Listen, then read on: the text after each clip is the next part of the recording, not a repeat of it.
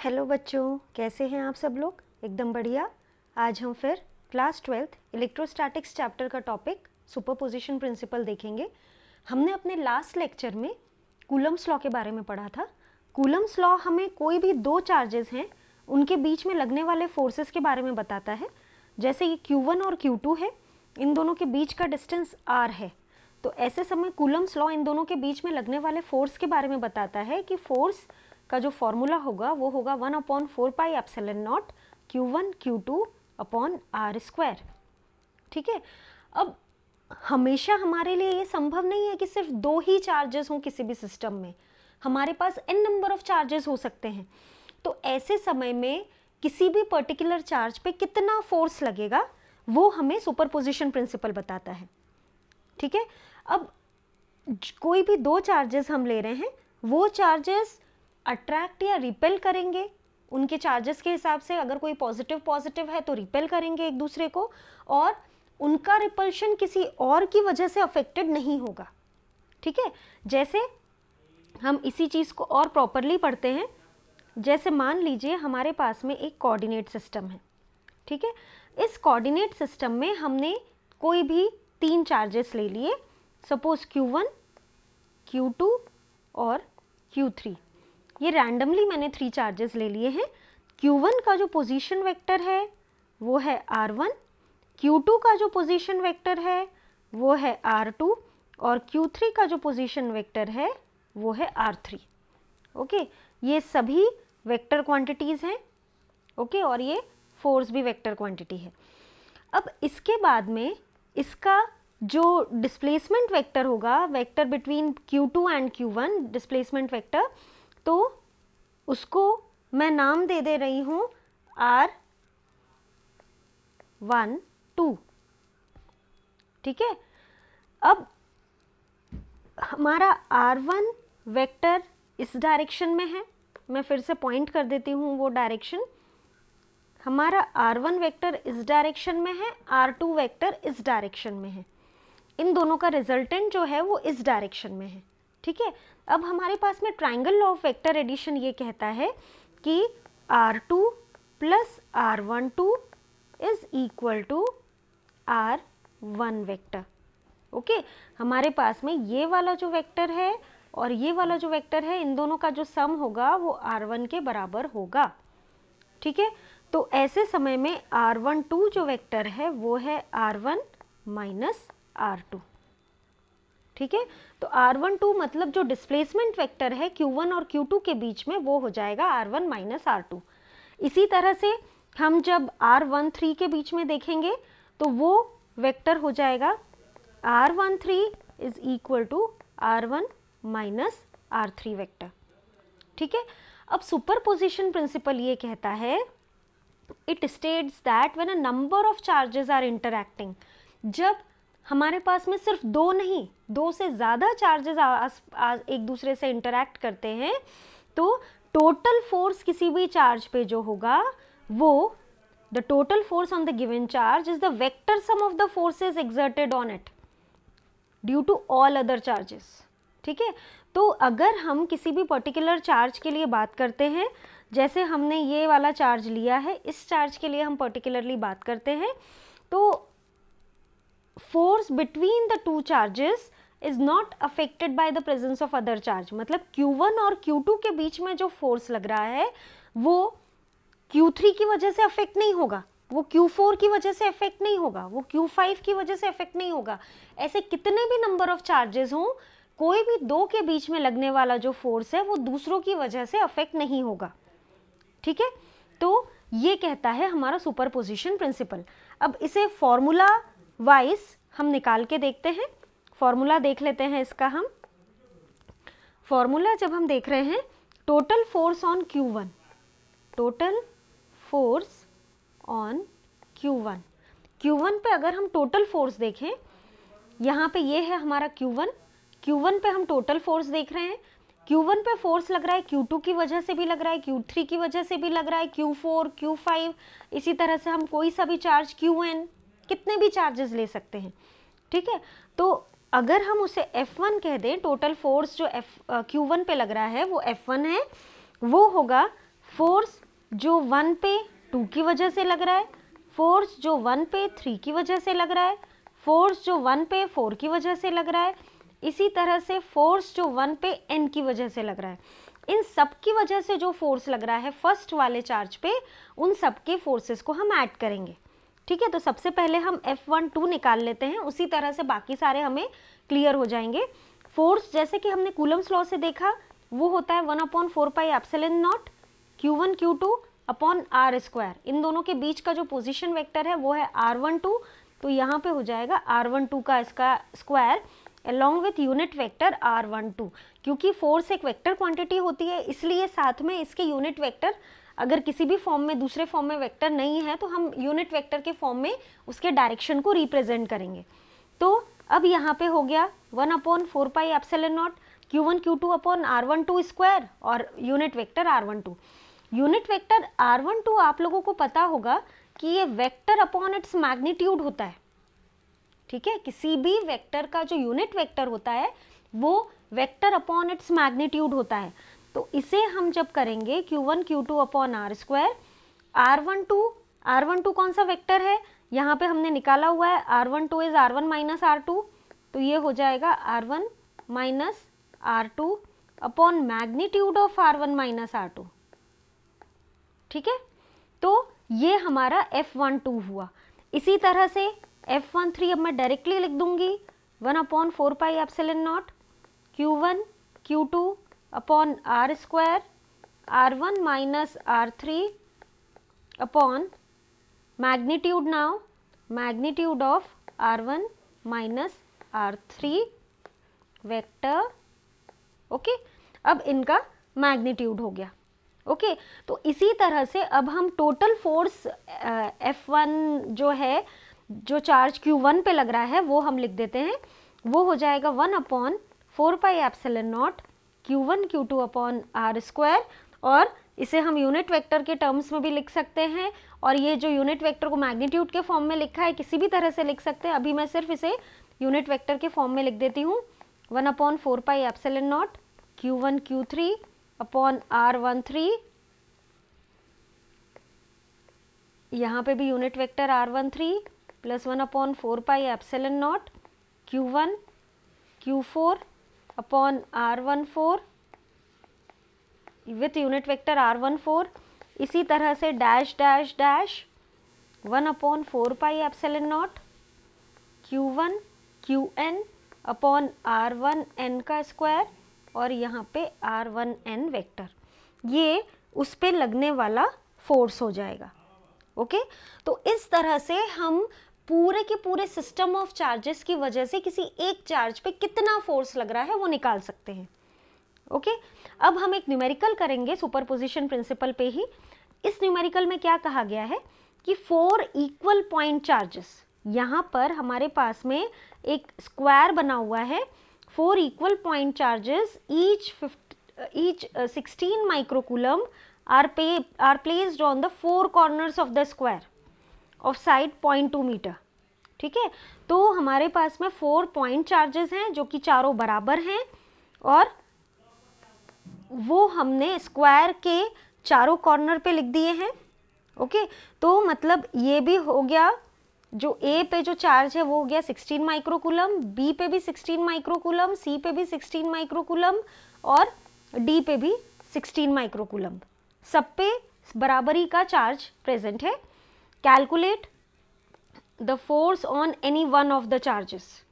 Okay, calculate the force on any one of the charges. अब हमें कोई से भी एक चार्ज पे फोर्स निकालना है।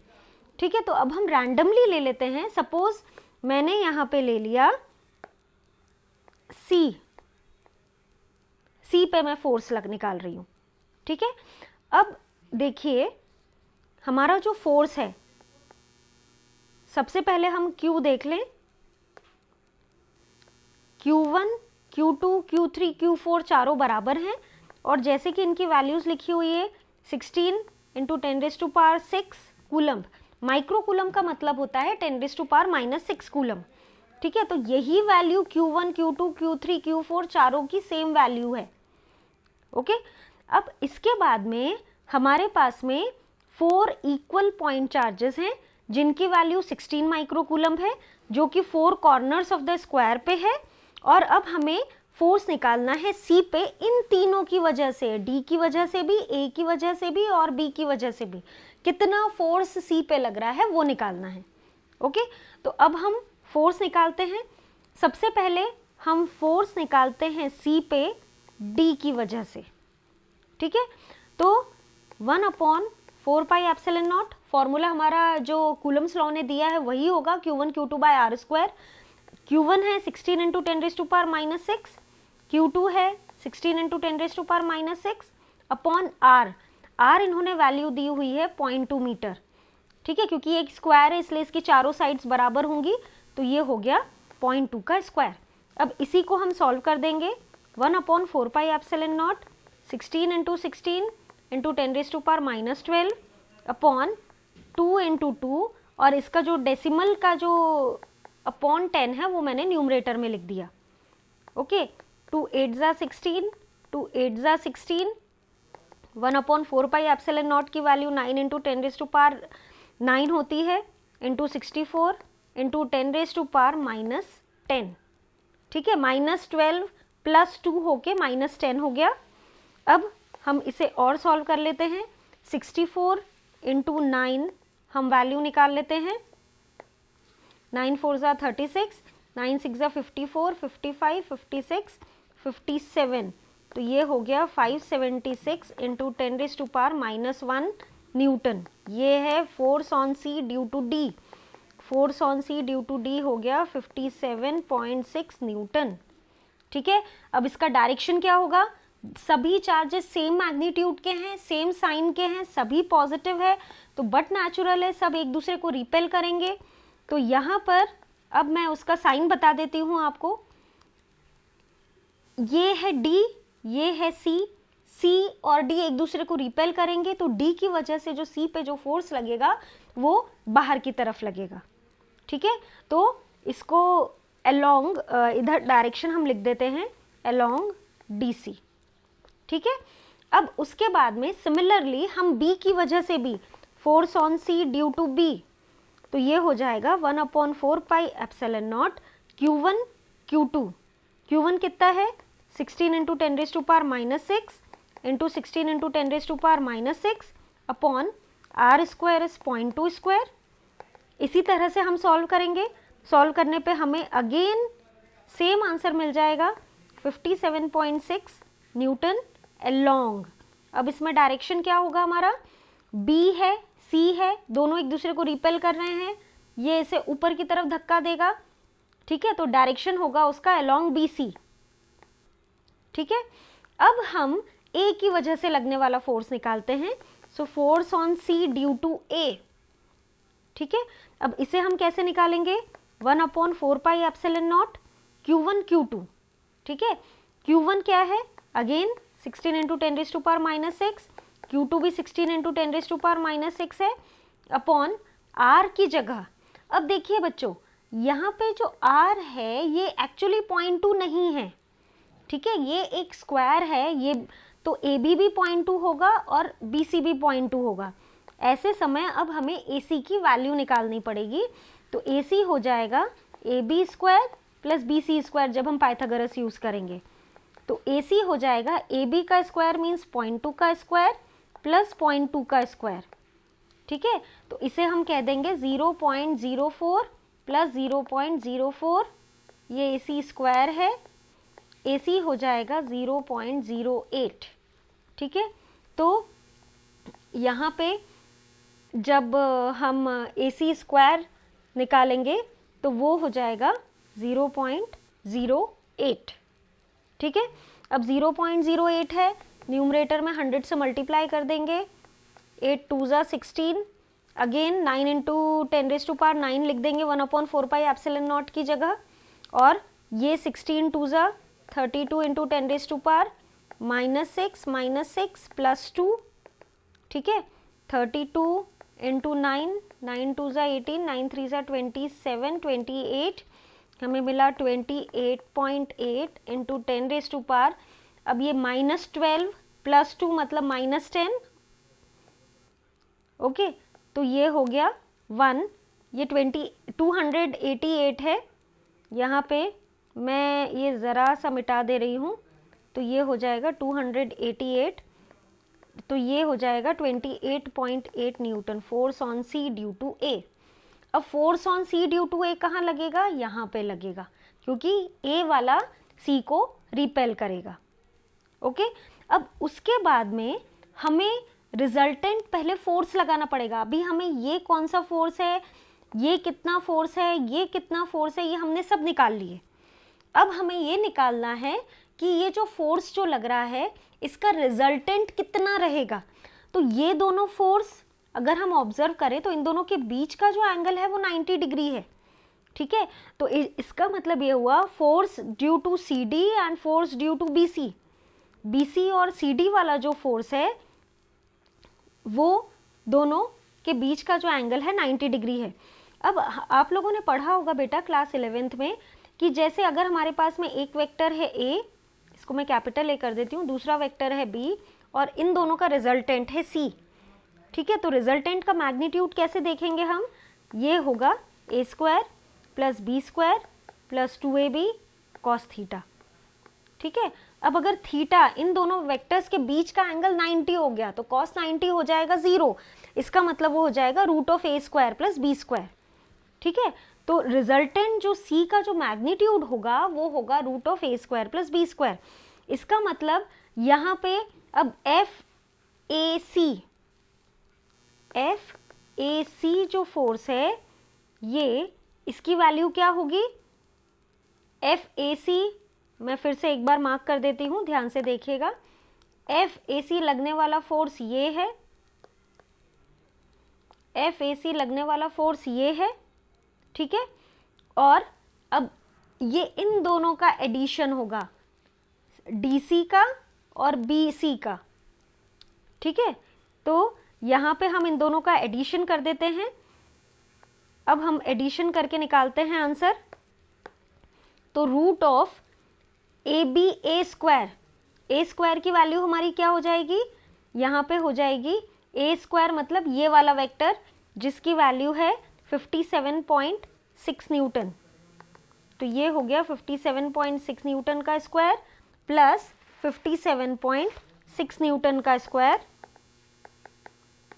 ओके, इन दोनों का अब हम रिजल्टेंट निकालेंगे तो रिजल्टेंट की वैल्यू हो जाएगी हमारे पास में 57.6, दो बार इसका स्क्वायर हो रहा है, स्क्वायर बाहर आ जाएगा, नीचे रूट ऑफ 1 + 1 तो 57.6 √2 न्यूटन, ठीक है।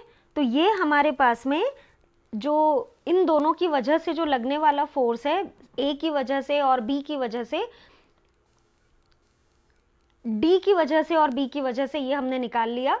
अब ए की वजह से जो फोर्स लग रहा है उसके डायरेक्शन में वो ऐड हो जाएगा। ओके, अब ए की वजह से जो फोर्स लग रहा है वो हो जाएगा, अब हम उसे निकालते हैं, वो हम टोटल फोर्स मानेंगे उसे। तो AC force in the direction of AC और वो एक्चुअल AC जो फोर्स है। Okay, force on C due to A हमने लिखा था तो हम वही लिख देते हैं, force on C due to A, ठीक है।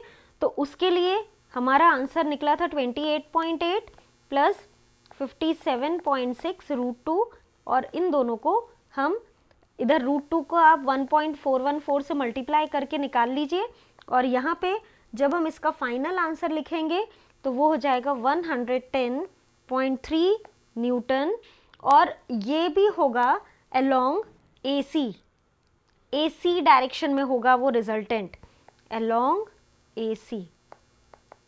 ओके, तो बच्चों इस चैनल को लाइक और सब्सक्राइब ज़रूर करिएगा और इस पर्टिकुलर क्वेश्चन को बहुत ध्यान से करिएगा, इस कंसेप्ट को ध्यान से समझिएगा, बहुत ही हेल्पफुल कंसेप्ट है ये।